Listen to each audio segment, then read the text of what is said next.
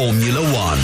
Five Live's Checkered Flag Podcast. Good evening, everybody. Welcome to the Chequered Flag Podcast after qualifying for the Saudi Arabian Grand Prix, second race of the Formula One World Championship season. I'm Jack Nichols. Alongside me, I have the BBC's chief F1 writer, Andrew Benson, and W Series runner-up, Alice Powell, to discuss what ended up being quite an eventful qualifying session. Coming into it, Alice, it was just Verstappen was going to be on pole position, and that was it. And, you know, the fight for third was going to be really interesting. Verstappen was rapid in the first part of qualifying, and then a sort of unusual scenario to see Verstappen breaking down in Q2. Yeah, we were all sat here before it kicked off, didn't we? And we said, well, who do we think? Well, that's a silly question. Verstappen. Yeah. Verstappen and Red Bull. But yeah, unusual. I mean, for non-Red Bull fans, it was what everyone wanted to see, but an unusual mistake. Well, not mistake, but sort of issue for Red Bull to have. Drive shaft issue, I believe it was. Puts him down in 15th place. Are we going to see him come through tomorrow? I mean, is that another silly question? Andrew Benson's the king of silly answers. So is that a silly question? I think he's going to win, yeah. I think it's going to be like, Spa last year when he won from close to the back. You know, there was quite a few races last year when he won from down the grid. And that car is, especially with him in it, you know, he's had half a second a lap on everybody, including Perez, all weekend. And Red Bull is certainly not going to stop him trying to pass Perez if he gets up to second place. And he's certainly going to be trying to do that. And I wouldn't be surprised if lots of the other drivers think the same thing. Well, we'll get on to Verstappen a little bit more later on, the championship leader. But first of all, let's reflect on Sergio Perez. Took pole position by a couple of tenths of a second ahead of Charles Leclerc. 2 poles in his career, both in Saudi Arabia. So he's got a 100% record of pole position here.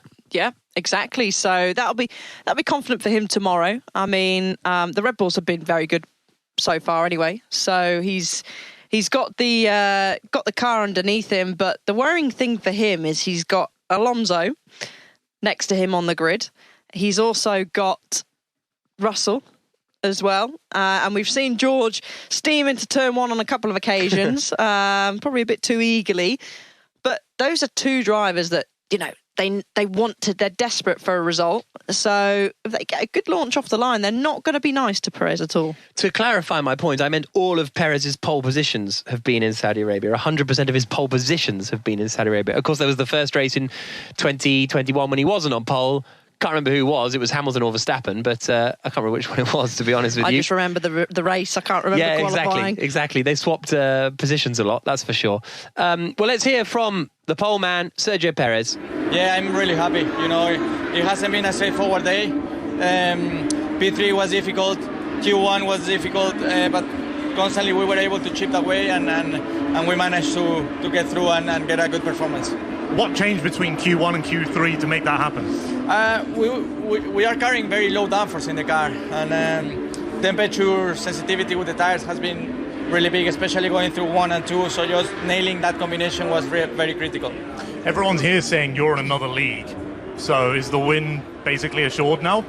Well, we saw it last year. You know, I was leading, and then all of a sudden you have the safety car, so anything can happen tomorrow. So Perez will start on pole position for the Saudi Arabian Grand Prix. Alongside him on the front row would have been Charles Leclerc, but he had to take engine penalties, a grid drop, 10-place grid drop for a new control electronics unit that they had to put in the car. His third of the season. You're only allowed 2 all season. It's only the second race of the season. Ferrari ran most of the weekend with the engine turned down. It all seemed to kind of go according to plan in qualifying, didn't it? It's a bit of a glimmer of hope that for Ferrari that they didn't break down in the session and the Red Bull did.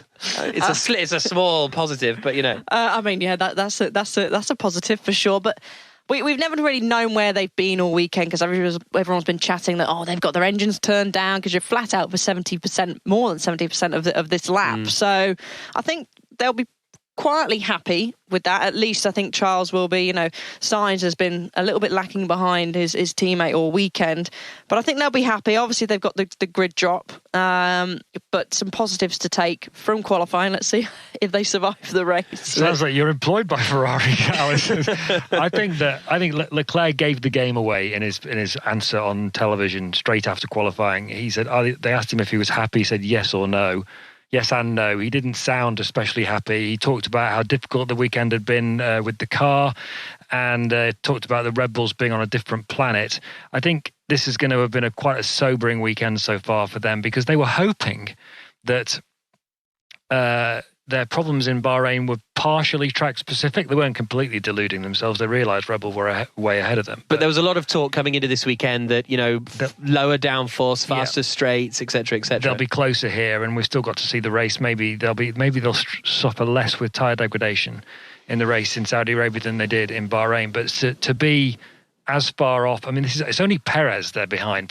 He's a tenth and a half behind Perez, around about that. He will be looking at that thinking, that means I'm probably 7/10 off Verstappen. And this is the guy who he spent the first half of last year competing for the championship with, it appeared at the time. So I think for them, Ferrari, this is going to be, a real alarming weekend for them. And that, on a different planet remark from Leclerc is exactly what he said pretty much after Bahrain. So there was no succor for them today, I don't think. But from where they were in free practice, I think they're going to be, that's what, they'll be quietly happy with that, because they were miles off in practice. Whether they turned their engine down or not, the Ferrari didn't look fantastic. Well, I think you're right. But again, just another sort of perspective.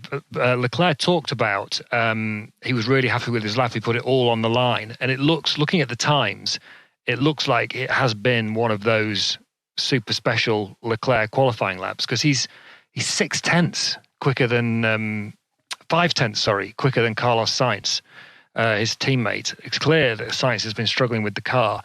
And it's just from Sainz's point of view as well. This has been a really difficult start to the year. He progressed through last season, made a lot of steps forward in terms of getting closer to Leclerc on pace. And he talked before the season starting about how much work he'd done over the winter, how hopeful and confident he was that he'd be in a position to, be able to compete with Leclerc on a relatively level playing field at the start of the year this year, which he wasn't able to last year.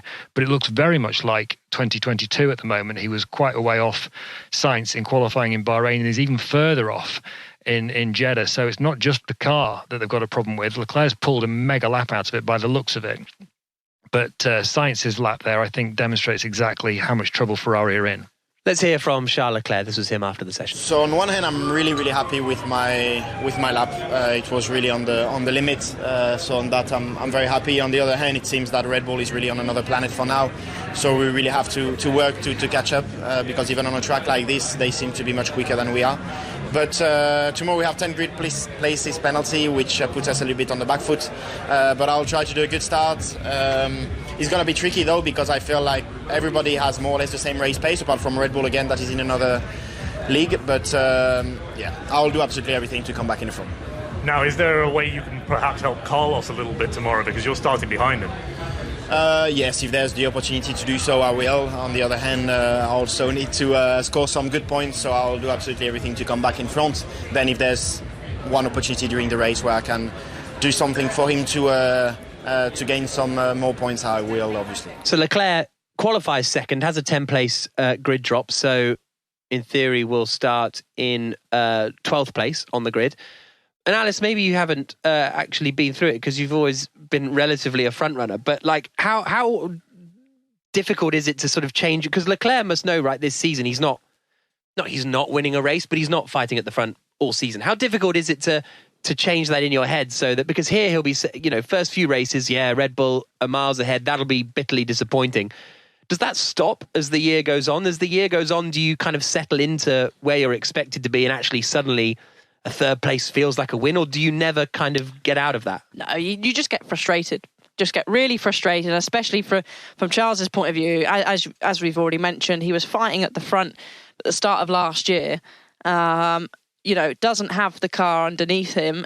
And it's going to be frustrating if they don't sort it. And we touched on this in FP3. If Ferrari don't sort it, where does that leave him with Ferrari? It's a bit we've had 2021 that they were sort of nowhere. Last year they struggled the second half of the year. How long does he sit and wait? Because it's frustrating, because he will, in himself, he'll know I'm better than this. Max is in the wins. If I was in the I car as him, I would be challenging him, I'd be fighting him, could beat him, whatever. So that frustration will just grow and grow and grow. So what does he do? It's great driving for Ferrari. It's a fantastic team. Everyone wants to have a chance to drive for Ferrari at some point just because of who they are. But yeah, I think it gets to a point where he'll go, how long can I stick this, guys? It's not good enough. I'm better than this. Well, he will be starting 12th on the grid because of that 10-place grid drop, and Ferrari will be hoping they get to the end of the Grand Prix tomorrow. That would be a step forward from Bahrain. So second on the grid will be Fernando Alonso in the Aston Martin. This is what he had to say after qualifying. Very, very happy. I think there were some question marks always when you come to a new circuit, if the car will perform as good as it did in Bahrain. And so far only positive surprises on the car. Always feel very competitive, easy to drive. So let's see tomorrow if we can score big points again.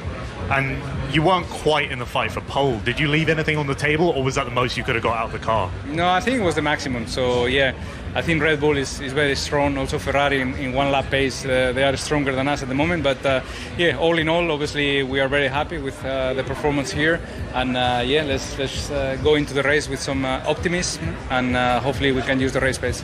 Alonso second. He's buzzing. He's buzzing with a second on the grid, isn't he? Yeah, I mean, front row start. He's got clear track near enough in front of him, so he's going to be. I wouldn't be surprised if he gets any sniff of a gap that Fernando's just going to send it through the inside. And also the drivers... He said this before, though. Where was it he said? He promised he'd be in the lead. Canada last year. Yeah. He promised he'd be in the lead, and he didn't. He didn't go for it. The thing that you can get away with here is you can cut the track a little bit. We've seen it in the past with a couple of races we've had it. We saw it in the Formula 2 race that was on earlier on. They sort of give you a little bit of leeway when it comes to the start of a race. So if he does send one through the inside, he's not going to be going across the grass. He's just going to cut the track, basically. Yeah. Also, last year in Canada, first of all, it was slightly out of nowhere, that result. It was he qualified in the wet. He was alongside Verstappen on the front row. This time, he's alongside Perez on the front row. On one hand, he's not going to be kidding himself. He knows that the Red Bull's in a different league from the Aston Martin. On the other hand, he's going to be looking across, I think, at the guy on pole and thinking, well, it's not Max, it's Checo. And I fancy my chances to at least give him a bit of trouble. So I think he'd be in a slightly different mindset than he was in Canada. And so with leave aside the question of can he win the race, because that's kind of maybe Verstappen dependent. So my question is thus, can he beat Perez over the course of the Grand Prix? Well, it hasn't looked like it so far. The pace hasn't quite been there on either the short runs or the long runs. But because we don't think he would have done in Bahrain, right? He would have just finished third again if he'd have started third. We think he would have probably beaten Leclerc, even allowing for Leclerc retiring on pace, that is. He definitely wouldn't have beaten either of the Red Bulls in Bahrain. And I don't think he's going to beat Perez or actually Verstappen for that matter tomorrow. But he'll give it a damn good go, I think, knowing Fernando Alonso. I think he knows that he's got to get Perez at the start, because you've got Russell that's lining up there as well, and he's going to have a go. He's going to try and send it in. Sainz is desperate to get a result in the Ferrari. He's done some wild moves in the past as well. So if he can get in front of Perez and hope that, George is going to muscle his way in between Perez as well, that then gives those first few laps is going to be so important to try and sort of break that DRS, and he can then hope that it just all squabbles behind him and he can sort of make a jump for it. Well, this is a bit of a tangent, but stick with me. It's a bit stupid how happy Alonso is, isn't it? Because he surely should be feeling like Charles Leclerc. Well, look. Do you know what you get where I'm going? I know what you're saying. So it's very good for Alonso, and he's very happy that he's back at the front, blah, blah. But surely there will come a point where being the third fastest car is not good enough for him. Right. Because he came back in to win. Right, yes, but they're coming at it from completely different perspectives. Agreed. Okay, but what my question is, where in the season do they converge? Well, that's the different point. But you're asking, is it a bit daft that he's happy now? Yeah, no, of course it's not. Because, let's just rewind 9 months. When he signed for Aston Martin, when he sort of, sent the driver market into chaos on the day after the Hungarian Grand Prix last summer, and exposed Alpine's incompetence in terms of driver management, everyone was going, what on earth has he done that for? He's typical Alonso. He's chosen the wrong team yet again. He's going to be in the midfield for the rest of his career because this is obviously going to be his last team.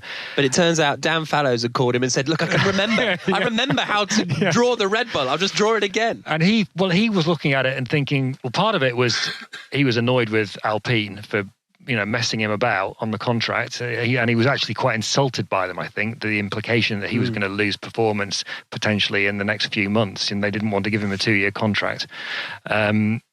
But he didn't, he went to Aston Martin with realistic hopes that they could make progress, because he'd looked at Dan Fallows coming from Red Bull. He'd looked at Eric Blondin, who's the deputy technical director there, underneath Fallows, who'd come from Mercedes. He'd looked at the investment they were putting in, new factory, new wind tunnel, and all the rest of it. And he thought, actually, this team could be going places, so why not? And he expected to move forward. He absolutely did not expect to be finishing on a podium in the first race of the year, qualifying on the front row in the second race of the year. Agreed. And this is so when does that change? When does that perspective change? Well, is my curiosity.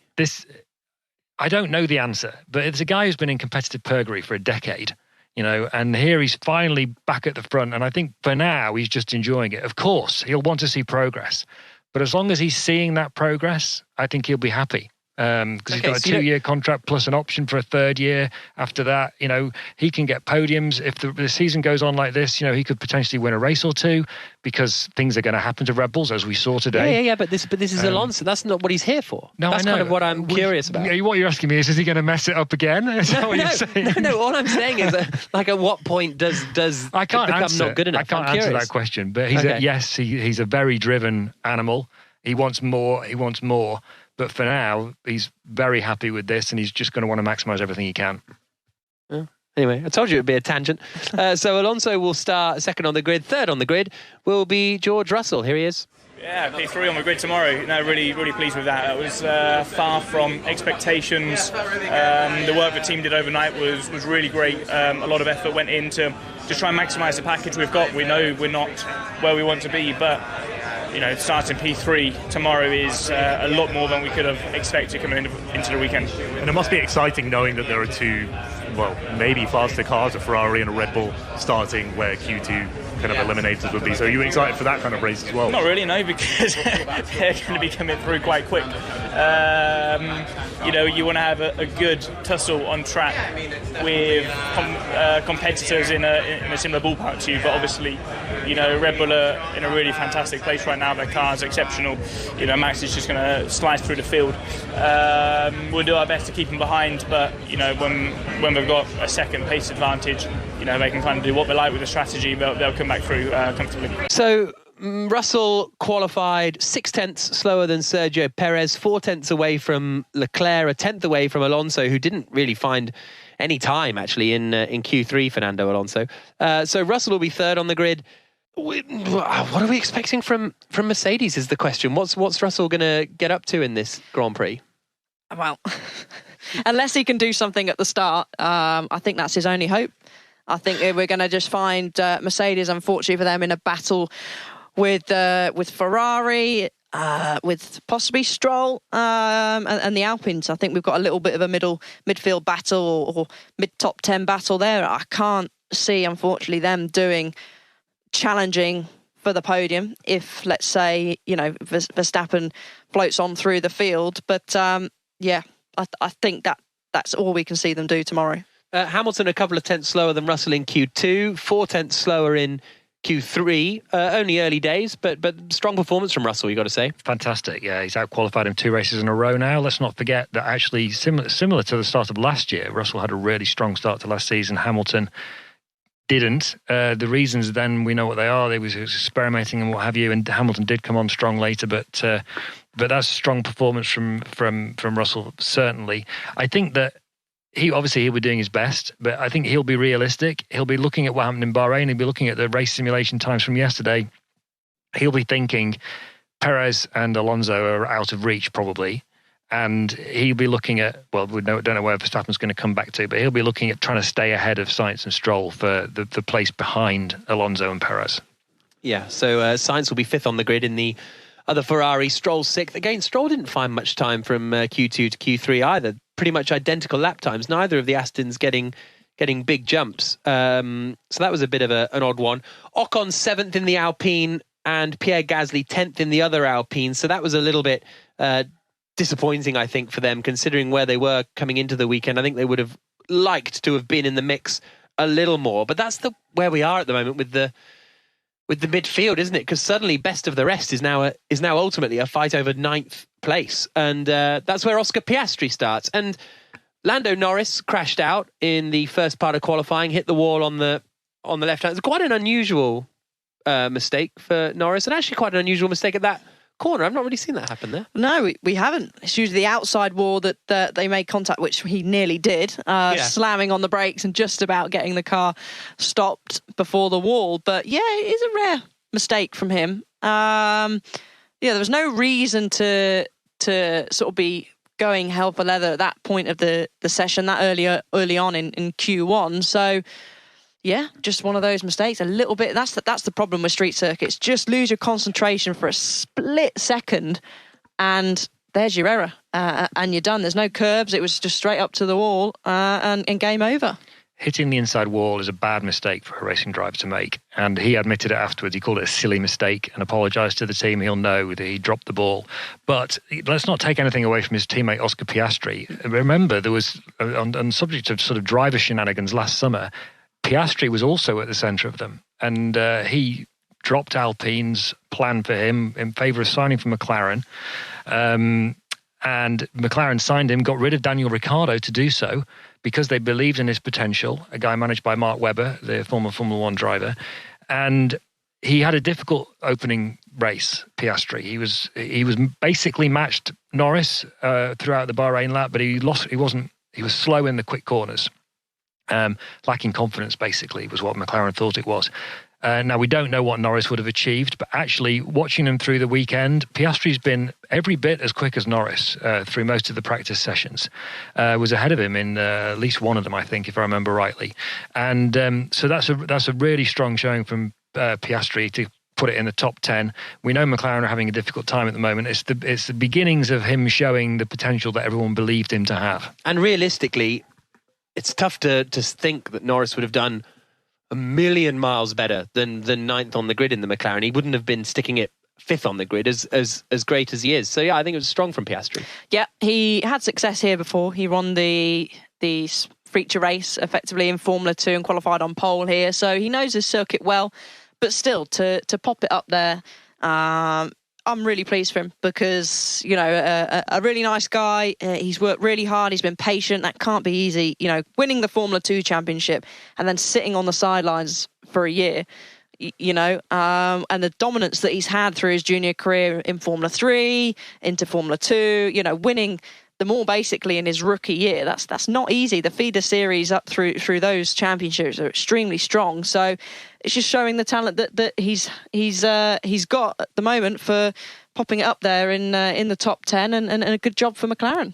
So behind the top 10, Hülkenberg in 11th place. The Alfa Romeos, Joe out-qualifying Bottas again. I think Joe out-qualified Bottas in Bahrain. Magnussen 13th on the grid. Tsunoda missing out on Q2, as did Albon, De Vries, Norris and Sargent, who had a bit of a scruffy rookie vibe sort of session by getting done for track limits and then a couple of spins as well for Sargent. So he'll start at the back of the grid. So 15th on the grid will be Max Verstappen after his drive shaft problem. Here is what he had to say. I think every time that we were out there, we were really competitive. But that's also the side of motorsport. These things can happen, and just try to make sure that we know what the problem was fully and understand why it happened, and move forward. Now we have to look at tomorrow, try to minimize the damage. It looked like you changed your gearbox before the session, and then a drive shaft broke. So is that related? And are you expecting to take any penalties? I don't know if it was related to each other. So we'll analyze everything. At the moment, I only know that the drive shaft broke, and that's it. And you love fighting from the back. We've seen you produce some amazing performances. So are you expecting the same tomorrow? We'll try to move forward. We'll try to make the best out of it. I think fighting for a win is tricky, but we'll try to get as close as possible. You don't buy it?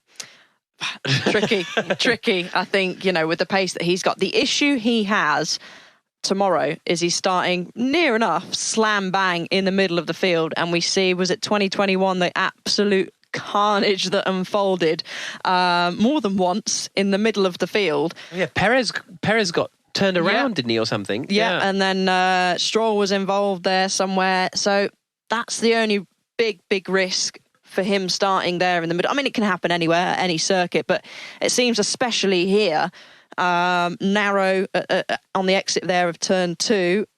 Yeah, that will be the only concern for Max. Again, effectively out of his control, because what everyone else does, he can't really control. But that will be the only concern, I would say, for Red Bull. Christian Horner said after the session that their main focus is to make sure it doesn't happen again tomorrow, and didn't really think they would be taking any other penalties, because you have to get to a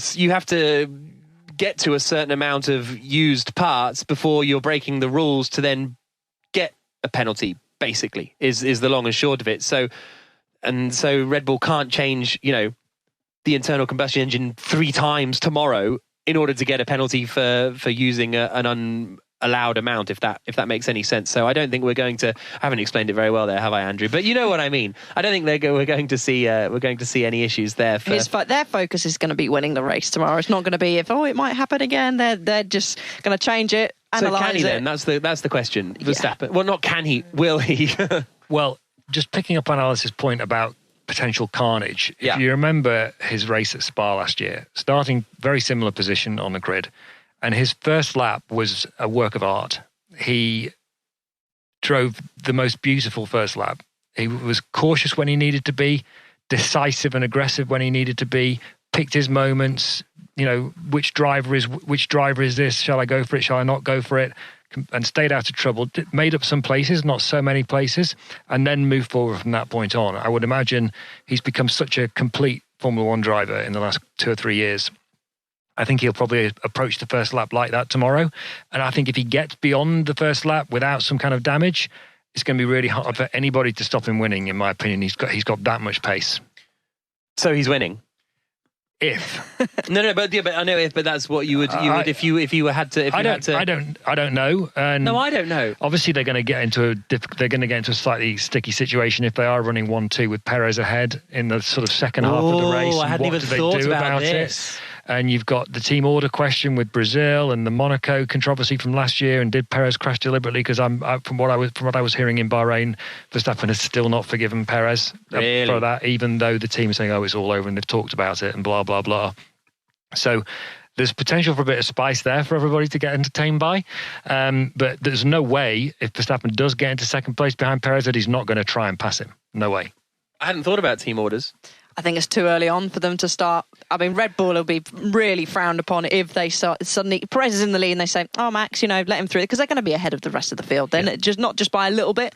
Obviously, depends on what happens at the start, but they're going to be comfortable out front if all goes smoothly. But they're not going to tell Max to hold position. Absolutely, that's what I was about to say. 100% thing they will not do is tell Perez go 1 Perez, 2 Verstappen, team orders. No chance.